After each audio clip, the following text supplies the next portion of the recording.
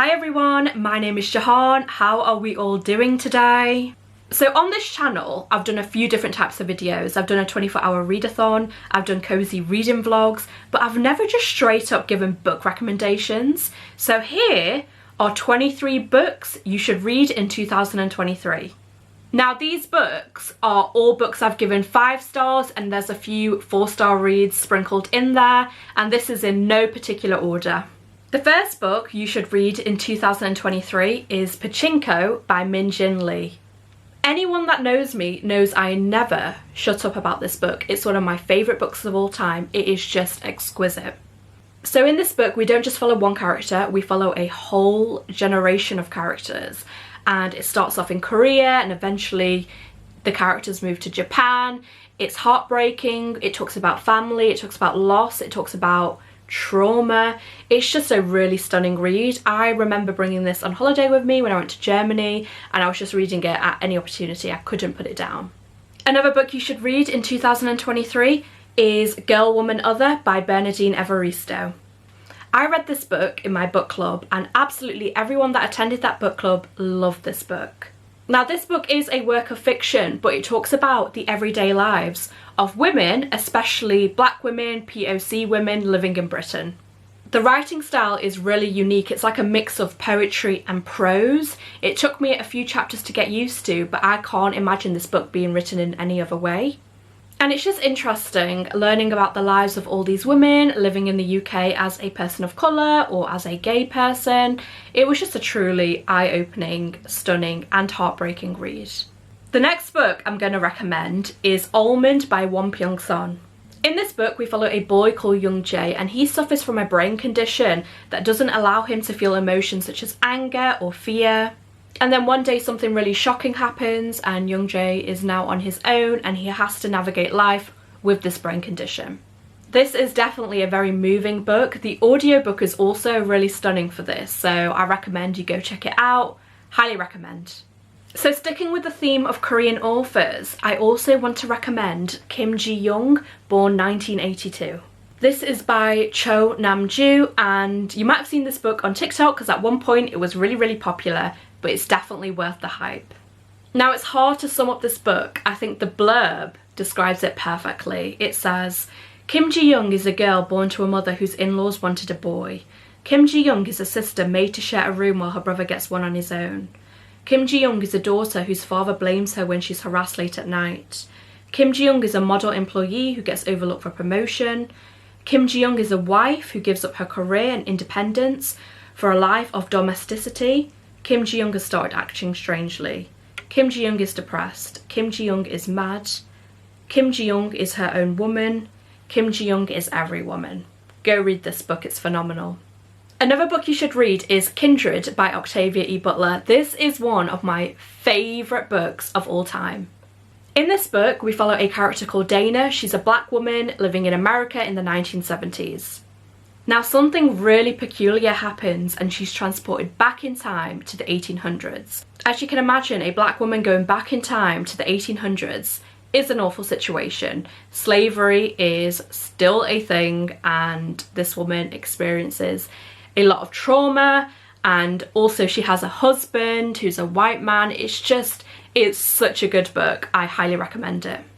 My next recommendation is An American Marriage by Tayari Jones.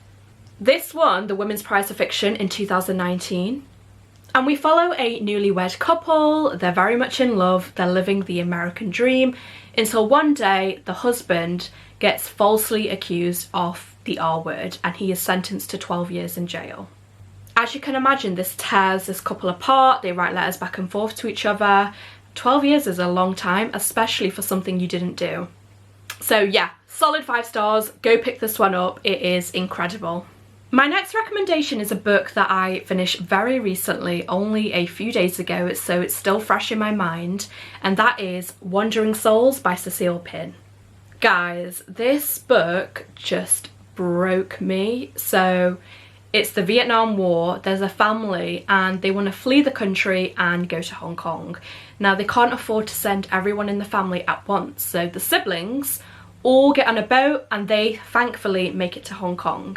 The rest of the family tries to join them after. That includes the parents and some of the other siblings, the younger siblings, and their boat just doesn't make it. So we follow the lives of these siblings as they're trying to find a new home and a new place in this world. And I'm not giving it justice. It is gorgeous. It was longlisted for the Women's Prize for Fiction. I'm very sad it didn't make the shortlist, but I'm just so happy I read this. It was just a really stunning and hard-hitting read. The next book you should read in 2023 is actually going to be made into a movie, if it hasn't already, and I don't have the physical book with me. I lent it to a friend and never saw it again, as it goes, you know. And that book is Aristotle and Dante Discovered the Secrets of the Universe. This is a story of friendship. It's a story of growing up as a person of colour in America. It's a story of love. It's written in the most beautiful way. The audiobook is narrated by Lin-Manuel Miranda. Or is it Lin-Manuel Miranda? I always get it confused. And it's just fantastic. If you're going to read this book, I also recommend the audio because it's stunning. And I just love this book. It just made me feel so warm inside. There is a sequel which I also adore. So yeah, go check out this read. Sticking with the topic of friendship, I'm going to recommend The Wicker King by Kay Ancrum. Now, if you're going to read this, I definitely recommend reading the physical book. It's not one to read on audio because it's written in a very interesting way.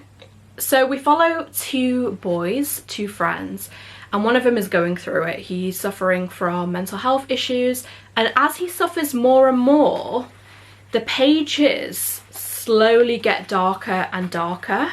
And as you can see, it's just written in a, like, I don't want to say it's verse, but there's a few illustrations, and then obviously eventually, you know, the pages are just full on black. And it really reminds me of Aristotle and Dante, just a little bit more darker. And I really enjoyed this read. I think I read it in one sitting, which is really unheard of for me. So go check it out, go pick up a copy. Another book about friendship, because honestly, it's just one of my favourite themes to read about, is Tomorrow and Tomorrow and Tomorrow by Gabrielle Zevin. This book, where to even begin?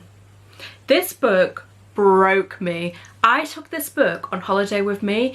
I ended up reading it in Australia and I just didn't recover for the rest of the trip. We follow two friends and they're really interested in making video games, so they're really talented. They end up making a video game that goes viral, they become mega famous, and we follow their lives. Man, the characters in this book, the chokehold they had on me, I just can't. I'm still not over it. Like, I think about one particular scene and I still cry. So yeah, it's a very touchy subject. It was also a book club pick, so we just seem to be winning with some of these book club picks. The next book you most definitely need to read in 2023 is A Man Called Ove by Frederick Backman. In this book we follow a grumpy old man. Now there is a reason why he's very grumpy. It's because the love of his life, his wife, passed away. And Ove just never recovered from that. He could never bounce back from that. In fact, he's just waiting to die. One day some new neighbours move into the neighbourhood and they've got kids, and weird things keep happening to Ove. He keeps getting pulled into these odd situations. It's a very feel-good book. I love books about older characters. I love this author. I'm going to read his other book called Beartown very soon. So yeah, go give this a read. Also, it's the kind of book you tab the shit out of if you're into that sort of stuff. My next recommendation is Three Women by Lisa Taddeo. Now the blurb literally just says this is the story of three women, and that's pretty much what it is. We follow three women in very difficult situations, very differing situations as well. And there's a girl who's going through trial because of a relationship she had with a teacher, or should I say she was groomed. We follow another woman who is in a polyamorous relationship and there's a little bit of trouble there. It's just a really hard-hitting book and it makes you think. I love books that make you think and open your eyes to like the monstrosities of the world, and this definitely did. So go pick this one up, go give it a read, let me know your thoughts. Now on to dark academia, because this is one of my favourite genres. The next book you have most definitely heard of, and that is The Secret History by Donna Tartt. This is the queen of all dark academia. It is a book about a very exclusive university and a very exclusive course within that university, and a bunch of pretentious students. There is a murder going on. It's just got all the themes needed to make a perfect book. The audiobook is also exquisite, and yeah, one of my favourite books of all time. The next book is also dark academia, and it's another one that I finished recently, and that is Babel by R.F. Kuang. The queen herself, R.F. Kuang. This book is just amazing. Like, I'm trying to come up with more adjectives to describe all of these books because I love them all so much, but honestly, just stunning. Like, I don't know what else to say. This book is so well researched. I felt smarter reading this. If you're interested in my thoughts, go watch my previous videos where I'm actually reading this book. But yeah, this book is a journey, guys. It is about languages, it is about culture. Robin. And there's a scene, no, I'm not going to say it, no spoilers, but go read this book. Another one of our book club picks. Sometimes we really win with these book club picks. Sometimes we don't, but we're not gonna talk about that. But sometimes we do, and this is one of them. Right, on to Greek mythology retellings. My next recommendation is Ariadne by Jennifer Saint. This is one of my favourite covers of all time. In this book, we follow Ariadne. She falls in love with Theseus and ends up betraying her family. It's also the story of the Minotaur. I don't know if you're familiar with Greek mythology. I'm really not. So reading this is like just reading something brand new. Jennifer Saint is a gorgeous writer, and I felt very empowered reading this book. I was like, yes, Ariadne, like, she kicks ass in this book. Go pick it up. The next Greek mythology retelling is very popular. It was BookTok famous for the longest time, and that is A Song of Achilles by Madeline Miller. This book just broke me. We follow Patroclus, I think that's how you pronounce it, and Achilles, and how they fall in love, and there's a huge war scene at the end. And I just can't, like, I am due a reread of this very soon. Even talking about it right now makes me just kind of want to read it this evening. It's just gorgeous, guys. Like, it's one of those rare instances where TikTok gets it 100% right. There's a reason this is popular. Go pick it up. I'm gonna reread it very soon. So the next book you definitely need to read in 2023. I don't know what genre to class this as. Is it fantasy? I don't know. But that is The Invisible Life of Addie LaRue by V.E. Schwab. So in this book we follow Addie. I believe it's set in the 1700s, and Addie's in a very difficult situation. She's forced to get married. She really doesn't want to. And in that desperation she makes a deal with a god, or is it the devil? I don't remember. And that deal is she gets to live forever. She doesn't have to get married to this man. But the downside, which she didn't realise when making this deal, is she will be remembered by none. So everyone she meets will forget her. Now this book takes you on a journey of Addie's life in the 1700s, pretty much to current day. She lives forever, she meets a lot of people, and finally she meets someone who actually remembers her. So a really good read. I listened to this mostly on audio. I highly recommend it. The next book is also a fantasy book, and I've not heard of many people talking about this book, and that is Middle Game by Seanan McGuire. This book is really close to my heart. I have really good memories of reading this in the sun when I used to live in Cyprus on the balcony. We follow a set of twins called Roger and Dodger. Now Roger's really good with words, really good with learning languages, and Dodger is just obsessed with numbers. So they've got these insane skills. Now the weird thing is, they don't know they're twins. They can just speak to each other telepathically at night. So they've actually never met. And we follow their journey, and a lot of mad stuff happens. I believe there's also a sequel, or it could be a prequel that's out now that I really need to read. But really interesting book. Also, this book definitely passes the floppiness test. Like, look at that. Look at that. On to thrillers. Now, this list would not be complete without talking about Gone Girl by Gillian Flynn. One of the best thrillers of all time. The movie is also really, really good. The woman in this book is insane. I'm actually not going to tell you too much about the plot, mostly because everything I can say will actually just spoil the plot. Go in blind to this book if you've not already read it or seen the movie. It's phenomenal. Up there with one of the best thrillers of all time.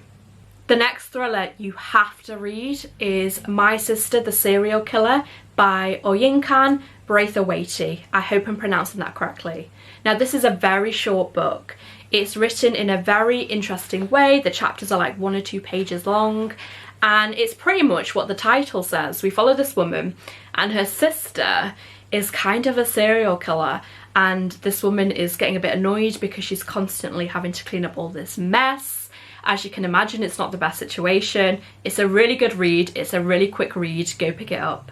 Anyone that knows me knows that my favourite thriller of all time is The One by John Mars. This book is about a website called matchyourdna.co.uk. So people in this book can submit their DNA and they are matched with their scientifically proven soulmate. As you can imagine, having a scientifically proven soulmate can result in a lot of weird stuff happening. Imagine submitting your DNA and your soulmate is someone in prison. Maybe they're a serial killer, or maybe they're someone that's already married, already in a relationship, or someone who lives across the world from you and doesn't speak your language. In this book, we follow a bunch of different characters and all these unusual situations that happen. This is just an amazing book. It's a really fun read. It was made into a Netflix show, but honestly, the Netflix show wasn't it. They changed so much, and yeah, the book is a lot better. My next recommendation is also a popular book on TikTok. It is The 7 Husbands of Evelyn Hugo by Taylor Jenkins Reid. This book deserves all the hype it has been given. It's popular for a reason. It's just gorgeous. We follow Evelyn Hugo as she tells the tale of all of her previous husbands, her previous relationships. It's just written beautifully.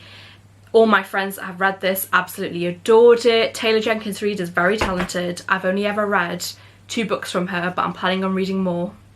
And the final book, which I absolutely can't believe I don't have a copy of. I definitely did once upon a time. I just can't seem to find it. But the final book is The Kite Runner by Khaled Hosseini. Honestly, anything by Khaled Hosseini will make you sob. This is the book, again, about friendship. It's set in Afghanistan, and you probably have read it, you've probably heard of it. It will have you bawling. It's just very touching. If you can't tell, I really like sad books. These are all 23 books you should read in 2023. If you've read any of these, if you're planning on reading any of these, let me know in the comments. I'm actually losing my voice after going through all 23 of those books. I also have a lot of books to put away.